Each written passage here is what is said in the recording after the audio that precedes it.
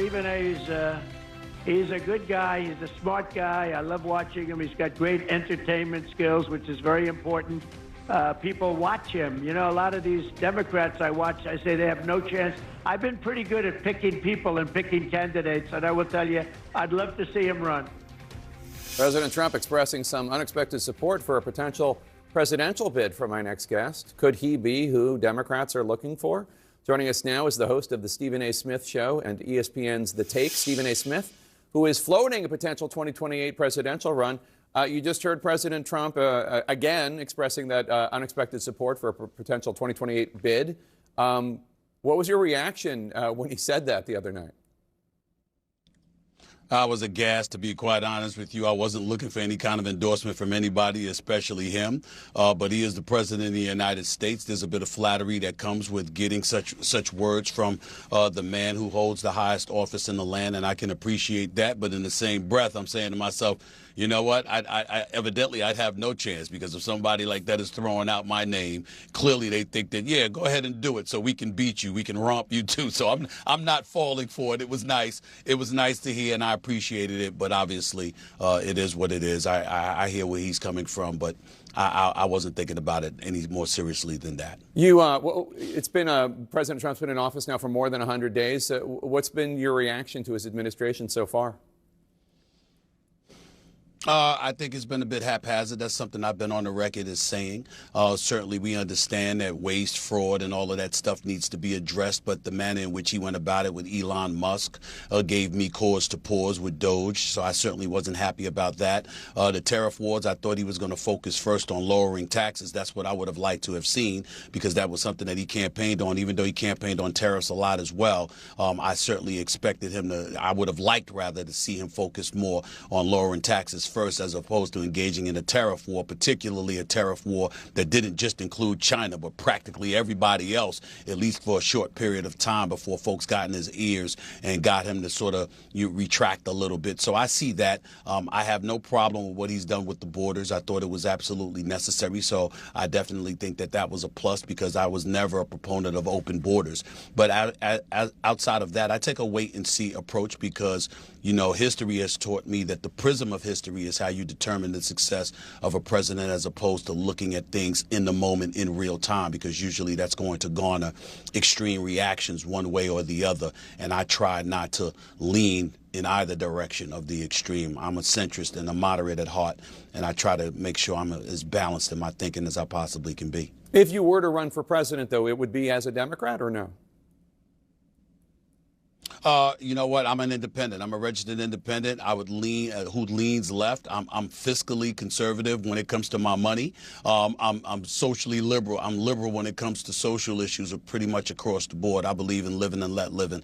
So I'm a moderate, and I would say if I had to run, it would be as a Democrat. But I'm not happy with the Democratic Party. So the Democratic Party as presently constructed, it would pretty much need to be purged in order for me to assume that I would want to be associated with them and I would garner their support, because I don't like the way they've gone about doing a lot of things for a very, very long period of time. And I think that I don't view Donald Trump as winning the election.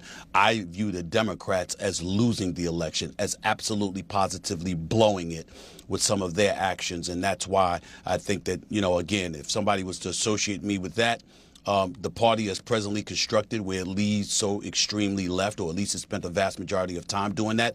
Oh, that is not something that I would vibe with at all. I would definitely be looking to be a game changer in that regard. What are some of the things that Democrats have been doing that have turned you off and that make you say the party needs to be purged? Who needs to be purged from it, first of all? Do you have any names? Well, I'm not going to name names. I'm not going to do that to a lot of people. But we know who the extreme left is. We know how they go about operating. We know what we lean towards when it came to open borders. We know that the spending was excessive, even though it's excessive on the Republican side as well. I think a $37 trillion budget, when Republicans try to act like it's just the Democrats, that's not true. But the Democrats certainly shouldn't be absolved from blame in that regard. Certainly with identity politics, woke culture, cancer culture, I thought that that was something that ravaged our nation psychologically, because you had people literally scared they were going to lose their jobs if they pronounced the wrong pronoun, for crying out loud. It got that bad. And I think that that's one of the reasons that Donald Trump is in office today, because so much stuff, a lot is focused on the individual as opposed to actual policies itself. I'm talking about what they preached and what they talked to the American people about, more so than what they're doing. The kind of messages that they were disseminating was incredibly uncomfortable to listen to and to hear, and I thought that it wasn't emblematic of what most Americans are thinking about. They're trying to pay their mortgages, rent, buy food and groceries, pay gas, and deal with the prices, the cost of living. And they want safety in the streets. That's primarily what most American citizens are about, trying to live in peace and harmony. And that's not something that I think either side has promoted along the way. And that's why I think the state of the nation is what it is at this particular moment in time.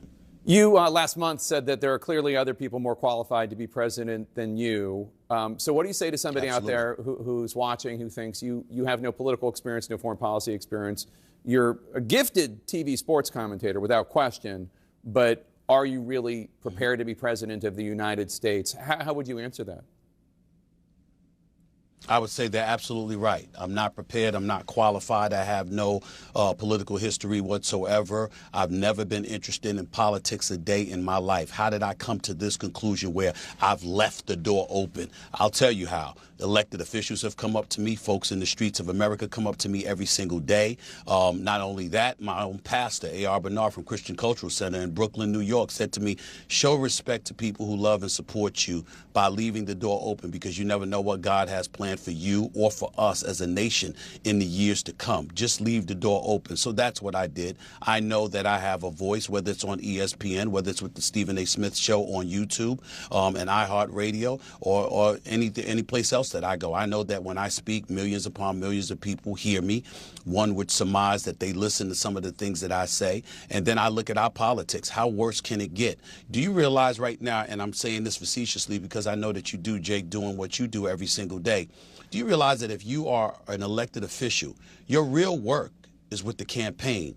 Once you get into office, literally you can get away. I'm talking about the nation's capital specifically, not state and local politics, just the nation's capital. You realize that you can literally go on Capitol Hill, and all your job is to do is to disagree with the other side. You don't even have to do anything else. Whatever the other side feels, you feel the opposite. That's not work. That's not going across the aisle. That's not maneuvering your way through the terrain, through the political terrain, and really negotiating on behalf of your constituency and the American people. All we're doing is engaging in acrimony and hate.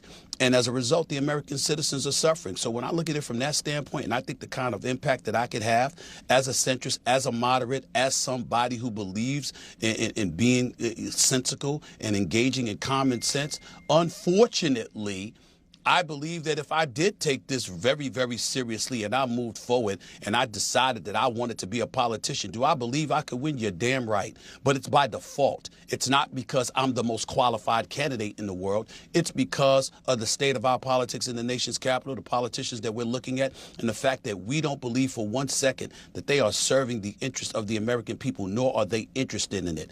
People look at me and they know one thing. I would be interested in serving the American people and doing what's in the best interest of this country. That means you, that means me, that means the black community, the Hispanic community, the white community, everybody. Because if all of us are rife with chaos, all that's going to lead to is America's destruction. And why would we want to be a part of that? So again, I'm not qualified. There are plenty of people that are qualified, more qualified to be at, practically everybody. But are you going to win? And are you going to be committed to doing what's in the best interest of America? I know I'm that kind of person. That much I will say for myself. I'm not interested in division. I'm interested in galvanizing. That's what I'm about. That's what I try to be about. And sometimes you do that by calling it like you see it. And that's certainly something that I have proven I would do. I'd call it like I see it. People would know that.